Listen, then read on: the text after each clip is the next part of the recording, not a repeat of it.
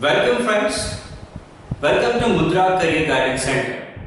Today we are starting with one very important topic, that is time and distance. Time, speed and distance. Now this topic has many important questions and you will see in many different exams you will come across some different questions of time and distance. On an average, if I talk about bank exams, I have always seen around 2 to 3 questions of time, speed and distance. And out of that again, some questions like questions based on train, questions based on boat, they are very common to this topic. So let's see what we can do in this topic. You might feel that many times people leave the topic assuming that it's something difficult. But I will say first go through all the things and then finalize whether it's really that difficult or not. Okay? To start with, I am giving you a simple question. Let's say Mumbai-Pune distance is 160 kilometers and a bus takes 4 hours to reach Pune. Mumbai-Pune distance is 160 kilometers and a bus takes 4 hours to reach Pune. So what will be the speed of the bus? Can you tell me what will be the speed of the bus? Quite obviously it should be 40 kilometers per hour. Now for this what normally people do, 160 kilometers और इसके लिए 4 hours लगा है तो 160 kilometre 4 घंटे में, so divide by 4, what we get is 40 kilometers per hour. ठीक है, that should be the speed. Now while solving this हमने क्या किया, I believe इसके लिए फॉर्मूला की जरूरत नहीं होती है. This is a very simple and practical life question, तो जिसमें फॉर्मूला की जरूरत नहीं पड़नी चाहिए. But let's come to the formula. This is a concept जिसको अगर आप फॉर्मूला में बनाने जाओगे तो स्पीड क्या होता है? The speed is going to be distance upon time. This is a formula which you can apply. After this, the same formula if you modify a little bit, ये हो जाएगा time is equal to distance upon speed, and if you modify it slightly once again, your distance is going to be speed into time. So as far as this topic is concerned, so you come across any question, whether it's a question of train, whether it's a question of boat or any other question, I will say कि यही 3 formula है जो आपको use करना है. There is no other formula. So I will not bifurcate or I will not trifurcate and make it 3-4 different topics. I will say कि जब तक आप कोई भी question इस formula में लाके fit कर सकते हो तब तक वो question manageable है. Secondly, one more very important thing, जो अभी मैंने ये question discuss करते समय आपसे पूछा कि 160 किलोमीटर का distance है, 4 hours में complete हुआ. So what is speed of the bus? Speed पूछा तो आपके पास डिस्टेंस और टाइम होना चाहिए. और फॉर्मूला की बात करूं तो फॉर्मूला में टोटल 3 टर्म्स है, तो जो पूछा है वो छोड़ के बाकी 3 आपके पास वहां पर प्रेजेंट होना ही चाहिए. ठीक है. So if I ask you speed, you must have distance and time. if the question is asking you time, you must have distance and speed in the question and so on. So अगर आप इस नजर से उस question को देखोगे तो शायद क्वेश्चन उतना डिफिकल्ट ना हो, and the logic will remain valid for all the questions. Let's start with one very important and very frequent topic that come many times in your bank exams and different exams. That is of train. Now train की question है, to start with एक simple basic question किस तरीके से start होता है. You can have a question like this: a train of length 150 meters is running with the speed of 54 kilometers per hour. How much time the train will take to cross an electric pole? ठीक है. So let's assume there is a train of length 150 meters running with the speed of 54 kilometers per hour. How much time it will take to cross a pole? Now, as far as the formula is concerned, formula में बात करने जाओ तो मैं पूछूंगा आपको, पूछा क्या मैंने कि how much time the train will take to cross the pole. As it is asking you time, you must have distance and speed with you. So time पूछा है तो टाइम का फॉर्मूला मैं पहले लिख रहा हूं। टाइम का फॉर्मूला हम क्या लिखते हैं, डिस्टेंस अपॉन स्पीड। और अगर क्वेश्चन में टाइम पूछा है तो डिस्टेंस और स्पीड अपने पास होना ही चाहिए। Let's understand the concept first. How much time this train will take to cross a pole. ये पोल क्रॉस कब होता है, when this train reaches over here, we can say the pole is crossed। जब ये train यहां से यहां पर पहुंच गया, हम बोल सकते हैं पोल क्रॉस हो गया। पोल क्रॉस हुआ मतलब ट्रेन ने डिस्टेंस कितना कवर किया। लेट्स से ये पार्ट यहां से यहां पर आ गया, तो ये कितना डिस्टेंस आ गया, 150 मीटर्स। सेम में ये पॉइंट यहां से यहां तक आ गया, ये कितना डिस्टेंस आ गया again 150 metres. So the train has covered a same distance which is equals to 150 metre और which equals to its own length। So pole को क्रॉस करना है, और even if there is a person standing over here, उसको cross करना है तो train को अपने ही लेंथ को आगे जाके रखना है। It has to keep its length put forward after this pole। So ये कितना होना डिस्टेंस, ये 150 मीटर्स हो जाएगा। स्पीड की बात करें तो पोल तो स्टेशनरी है, उसका कोई स्पीड नहीं होता, स्पीड जो भी रहेगा वो ट्रेन का रहेगा। So that is going to be 54 kilometre per hour. तो यहाँ पे आप सोच सकते हो ये 54 की जगह पे 50 होता तो कितना अच्छा होता। ये 150 अपॉन 50 करके हम 3 सेकेंड्स या 3 मिनट्स आंसर निकाल लेते। After this, in this topic of time, speed, distance, there is one more place where people make frequent mistakes। अभी यहां तक कंसेप्ट खत्म होता है, यहां पे कंसेप्ट में मिस्टेक करने का कोई मौका नहीं है। दूसरा मिस्टेक जो लोग करते हैं वो यूनिट में करते हैं, ठीक है। अगर आपको थोड़ा बहुत स्कूल का मैथ्स अगर याद है, so I just remind you about that कि आपका पूरा क्वेश्चन या तो किलोमीटर्स या आवर्स में होना चाहिए, या फिर आपका पूरा क्वेश्चन मीटर्स एंड सेकंड्स में होना चाहिए, ठीक है। So that should be the format. तो अगर नहीं है तो फिर आपको लाना पड़ेगा, मतलब यहाँ पे ये मीटर्स में लेंथ है डिस्टेंस, ये किलोमीटर पर आवर में आपके पास स्पीड है। सो आपको दोनों में से किसी एक को चेंज करना है। अभी किसको चेंज करें, मैं इसको चेंज करूंगा, मैं बोल रहा हूं इसलिए आपको भी इसको चेंज नहीं करना। लिसन द लॉजिक, इसको चेंज क्यों करना है, ठीक है। आप मुझे बताओ कि ट्रेन को पोल को क्रॉस करने के लिए जो भी टाइम लगेगा वो सेकेंड्स में रहेगा कि आवर्स में रहेगा, पर ऑब्वियसली सेकेंड्स में रहेगा, आवर्स में तो नहीं रहेगा। सो दैट्स व्हाई मैं बड़े यूनिट को चेंज करके छोटे यूनिट में कन्वर्ट कर रहा हूं। So I am changing this bigger unit, kilometre पर hour. So if we change this, ठीक है, 1 किलोमीटर होता है 1000 metre, 1 hour is nothing but 60 minutes into 60, these many seconds।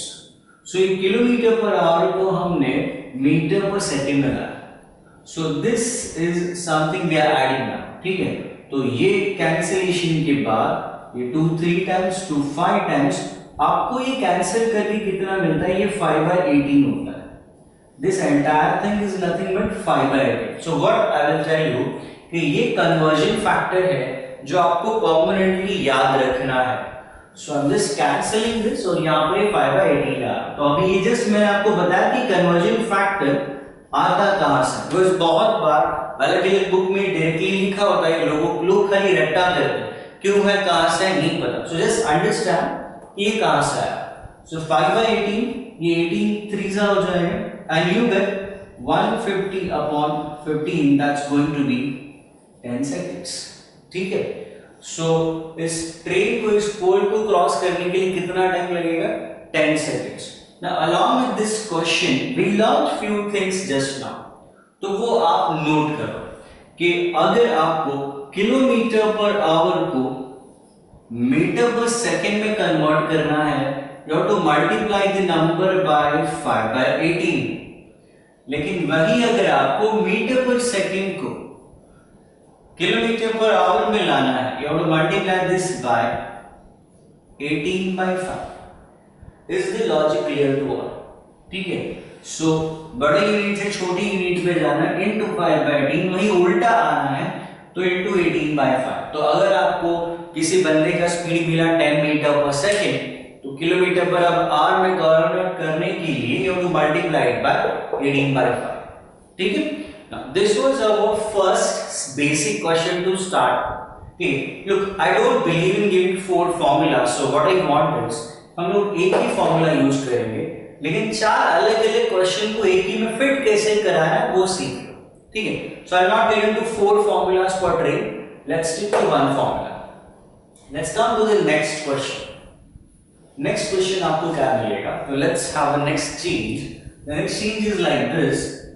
This is a train of 150 meters running with the speed of 54 km per hour. How much time this train will take to cross a platform of length 180 meters? तो इस train को, इस platform को 180 metres के platform को cross करने के लिए कितना टाइम लगेगा? Now before we solve this, I just have a simple question for you. अभी हमने पोल को क्रॉस करने के लिए कितना टाइम लगेगा वो ढूंढा. कितना टाइम लगेगा? 10 second. So my query is, इस प्लेटफॉर्म को क्रॉस करने के लिए जो भी टाइम लगेगा वो इससे ज्यादा टाइम होगा कि कम टाइम होगा? ज्यादा होगा कि कम होगा? क्वाइट ऑब्वियसली ज्यादा होगा. क्यों ज्यादा होगा? बिकॉज डिस्टेंस बढ़ गया. डिस्टेंस बढ़ गया मतलब क्या? पोल के केस में इस ट्रेन को यहां से सिर्फ यहां तक आना था. प्लेटफॉर्म के केस में इस ट्रेन को यहां से यहां तक आना है. तो the change in solving is distance कितना होगा? जो पिछले क्वेश्चन की बात करूं तो 150 ट्रेन का खुद का लेंथ तो रहेगा. Along with that this is the extra thing और this is the change in the question. ठीक है. तो इसी को अगर मैं आगे सॉल्व करने जाऊं तो ये 150 प्लस 180 ये कितना हो जाएगा?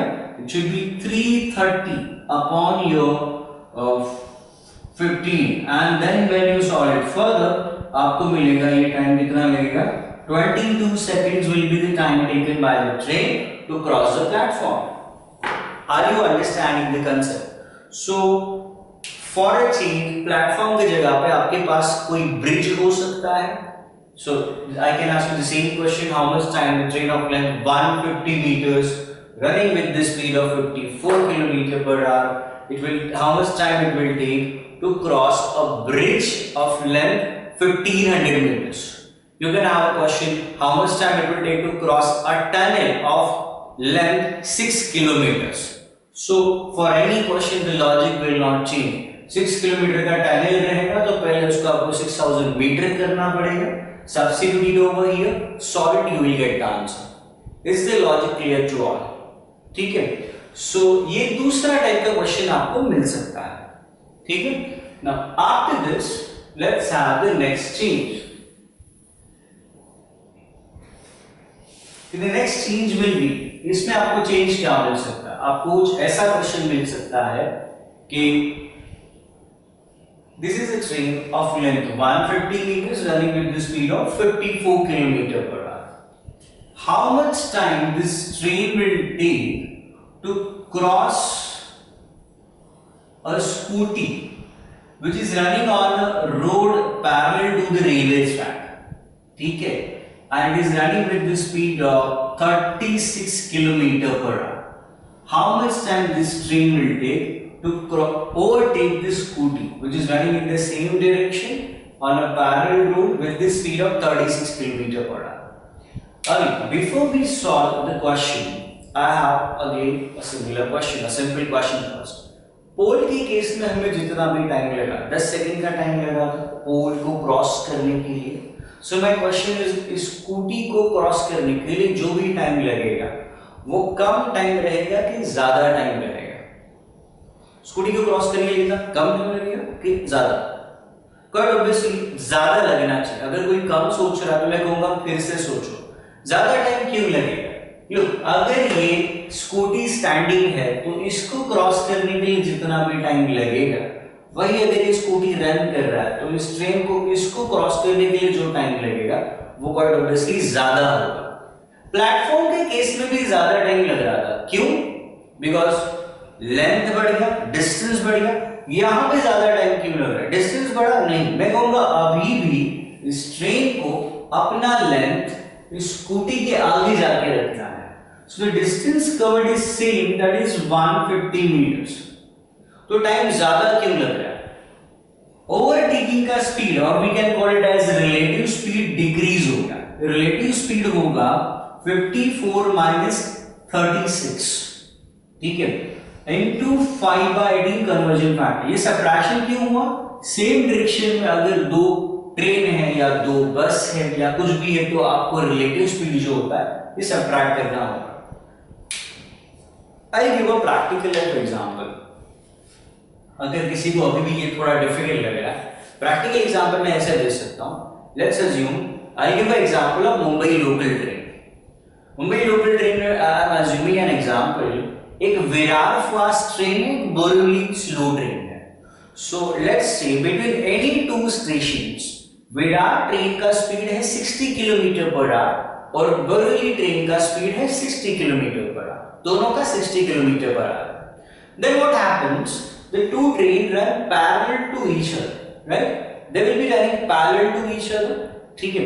So in that case what happens कि जो बंदा इस ट्रेन में खड़ा है, let's say the person who is standing in a Borivali train can see what is happening in the Virar train if they are running parallel, ठीक है।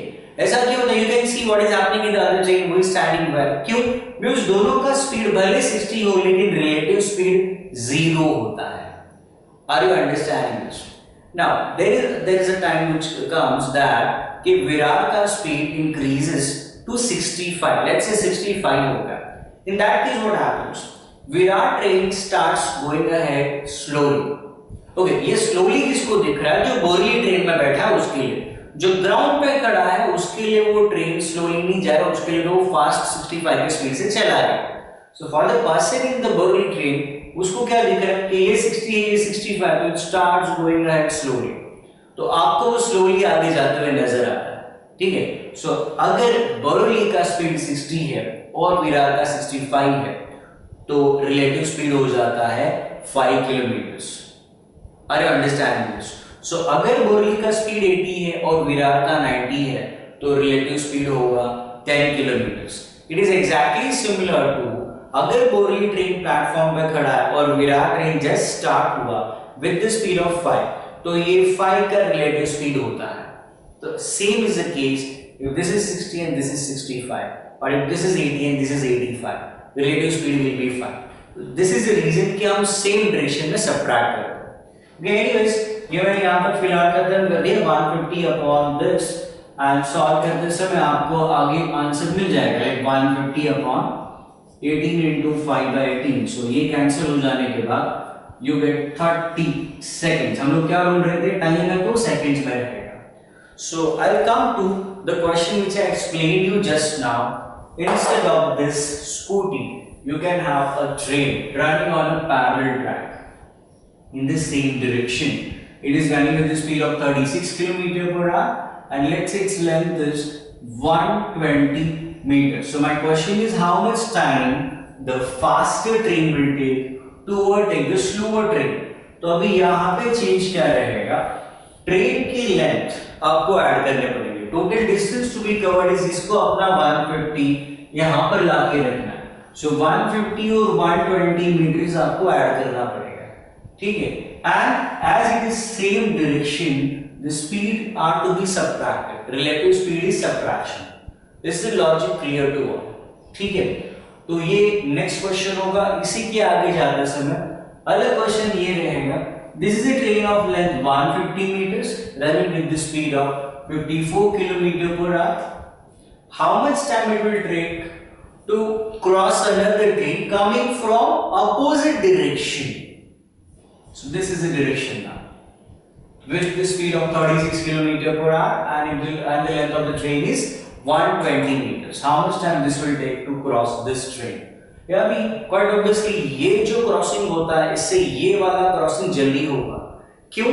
Because दोनों अप्रोच करें, तो अप्रोच करें वो तो सही है, लेकिन क्रॉसिंग जल्दी क्यों होता है? In terms of maths speed की बात करें, दो लोग अप्रोच कर रहे हैं, स्पीड ऐड होगा। सो क्रॉसिंग जल्दी होता है because speeds are to be added. Are you getting the logic? So compare to the last question only changes, यहां पर हमें प्लस करना है। Is the logic clear to all? ठीक है. Now let's come to the question. Before we come to the question, I hope मैंने इसी के साथ ऑलमोस्ट 4-5 अलग-अलग केसेस आपको एक्सप्लेन किए. मैंने हर जगह पे time is equal to distance upon speed या speed is equal to distance upon time में भी सब्स्टिट्यूट कर सकते हो. ओके, हर बार मैंने आपको टाइम पूछा, ऐसा जरूरी नहीं है कि हर बार आपको टाइम पूछेंगे. ठीक है, they can ask you speed और क्वेश्चन में डिस्टेंस और टाइम दिया रहेगा. कैसे? आपको कुछ ऐसा क्वेश्चन मिल सकता है, train of length 150 meters running with the speed of 54 kilometer per hour. It overtakes a bus, scooty in 10 seconds, which is running in the same direction. So what is the length of the, or what is the speed of the scooty? ऐसा भी आ सकता है. या फिर a train crosses a platform twice its length in 20 seconds. तो train crosses a platform twice its length in 20 seconds. Train का speed है 54 kilometre per hour. What is this length of the train और length of the platform. मैंने length में कुछ तो पूछा, distance में कुछ तो मिसिंग है. ठीक है, तो आपके पास टाइम दिया होना चाहिए. मैंने क्वेश्चन में टाइम मेंशन किया, आपके पास स्पीड दिया होना चाहिए. Okay guys, then let's come to the question. Let's see कि हम लोग क्वेश्चन सही कर रहे हैं कि नहीं. मेरा सजेशन ये रहेगा कि पहले ये 4 क्वेश्चन आप खुद ट्राई करो, उसके बाद में ये वीडियो आगे जाके देख लेना. ठीक है, so you can take a break of some 10 minutes to solve this first 4 question. I am anyway starting with the 4 questions. ठीक है, अज्यूमिंग दैट आप ब्रेक लेके खुद पहले ट्राई करोगे, तो अभी मैं मेरे साइड से स्टार्ट कर रहा हूं. पहला question, a train crosses a pole in 15 seconds. If the train is 120 meters long, find its speed in kilometer per hour. Train crosses a pole in 15 seconds. If the length of the train is 120 meters long, find the speed of the train.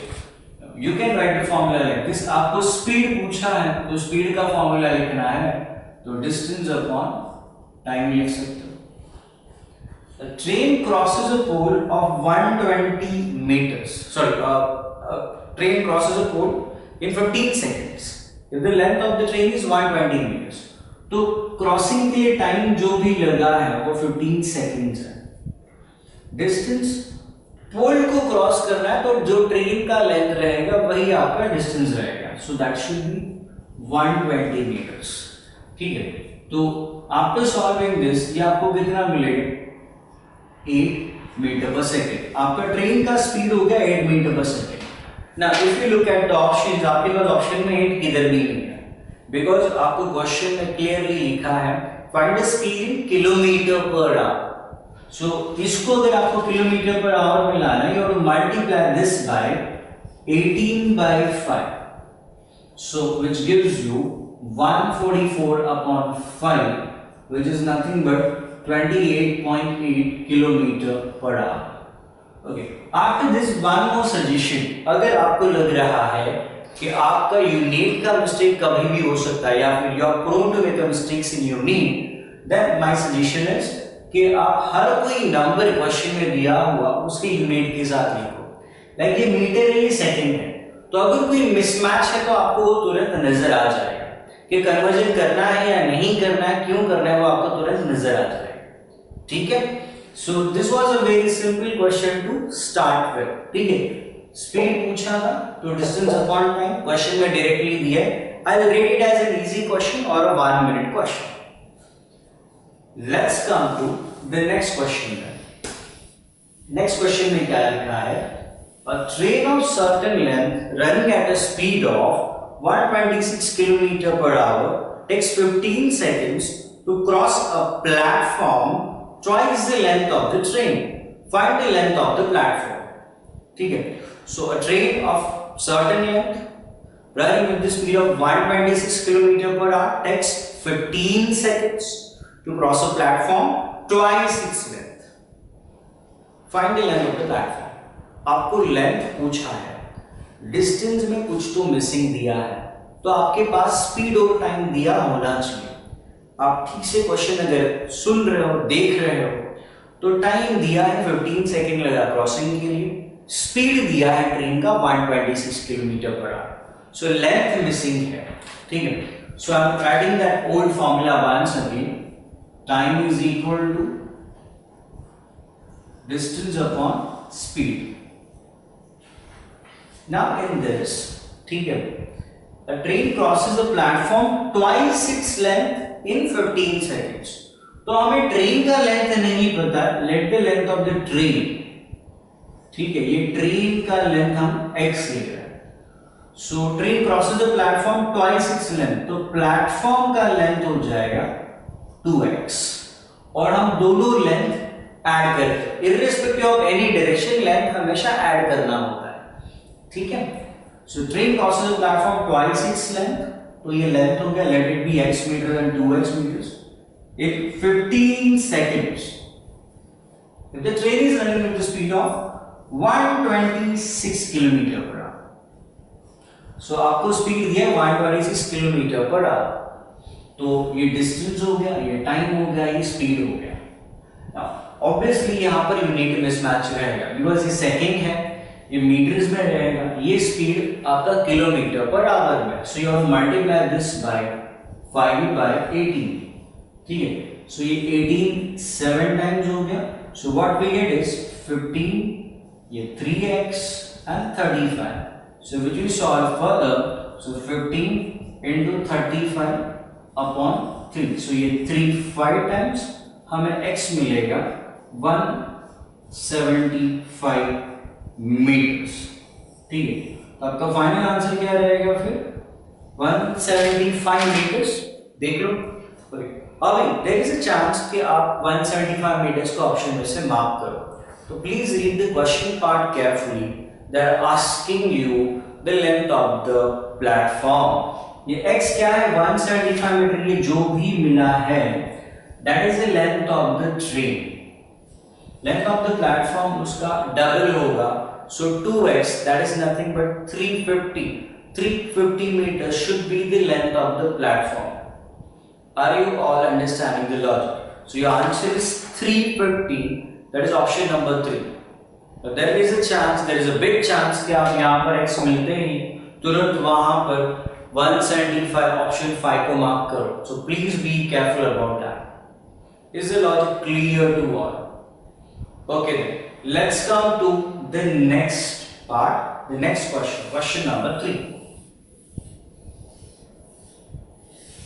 For question number 3, क्या लिखा है देख लेते. The speed of a train is twice that of another train coming from opposite direction.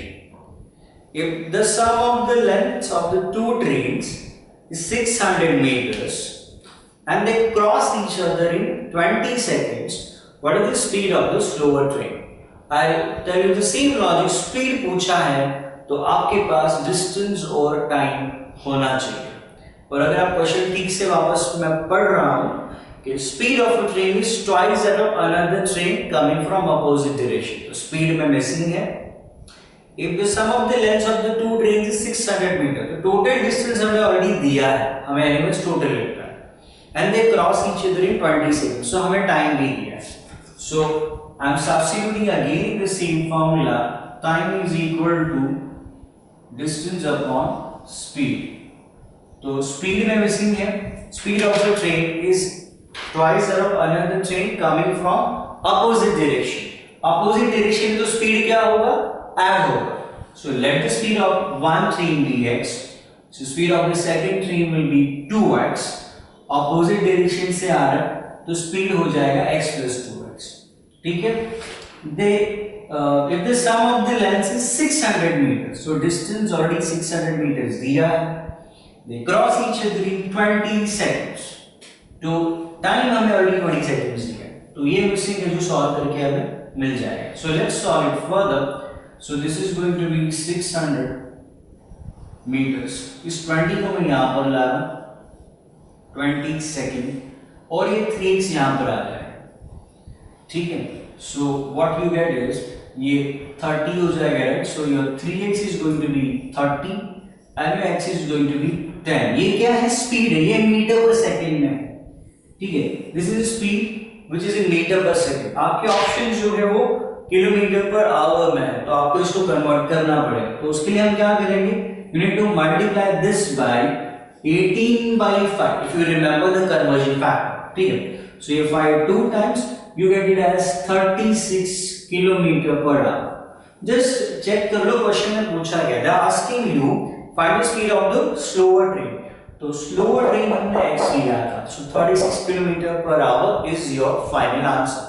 अगर उन्होंने faster train पूछा होता तो 2x आंसर होता.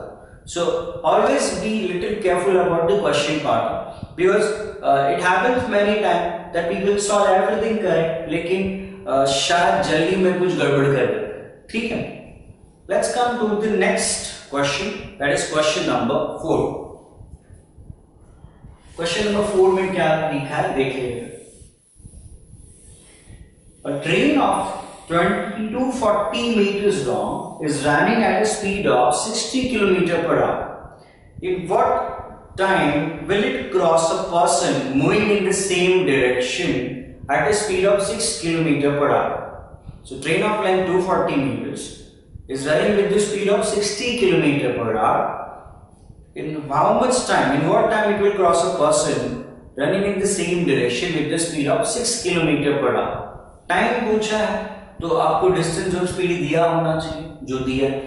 Train of length 240 meters, it crosses a person, तो लेंथ सिर्फ ट्रेन का है, length 240 meter, that's your distance. ठीक है, the train is running with the speed of 60 and how much time it will cross a person running with the speed of 6 kilometer पर hour in the same direction. Same direction है तो speed subtract होगा. ठीक है, and into 5 by 18 because दोनों speed kilometre पर hour में है. So this should be the time taken by the train to cross the person. So what you get is 240 upon 54 into 5 by 18. ये 18 3 times हो जाएगा. ठीक है, आप चाहो तो इसको आगे वापस रिड्यूस कर सकते हो, लाइक ये 380 upon 5, 80 upon 5 if you solve it further 16 seconds will be the time taken by the train to cross that person. ठीक है, तो आपका आंसर रहेगा 16 seconds. That is option number 3. Is the logic clear to all? Look, I hope with this 4 question, ऐसे मैंने जितना हो सके उतना वेरिएशन कवर करने की कोशिश की है. इसमें और थोड़ा सा वेरिएशन आपको जरूर मिल सकता है, पॉसिबल है, बट बेसिक लॉजिक जो मैंने इस 4 क्वेश्चंस में बताया वो भूलना नहीं. एक कि क्वेश्चन में पूछा क्या है वो देख लो, वो छोड़ के बाकी 2 फॉर्मूला में जो आपको लगेंगे वो प्रेजेंट होना चाहिए. अगर आपको दिख रहा है तो क्वेश्चन इजी है कहूंगा.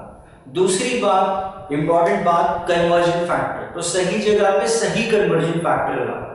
और तीसरी बात, हमेशा क्वेश्चन ठीक से पढ़ना, last part of the question, because पूरा सही सॉल्व हुआ इसका मतलब आंसर सही आया ऐसा नहीं होता है. ठीक है, there are chances of some silly mistakes also. So with this I will say questions of train are almost over. Rest of the things depend on you. आप जितना प्रैक्टिस करोगे उतना आपका शायद कॉन्फिडेंस इस टॉपिक में बढ़ेगा. ठीक है, okay then let's have a break before we come to the next part, that is the questions based on both.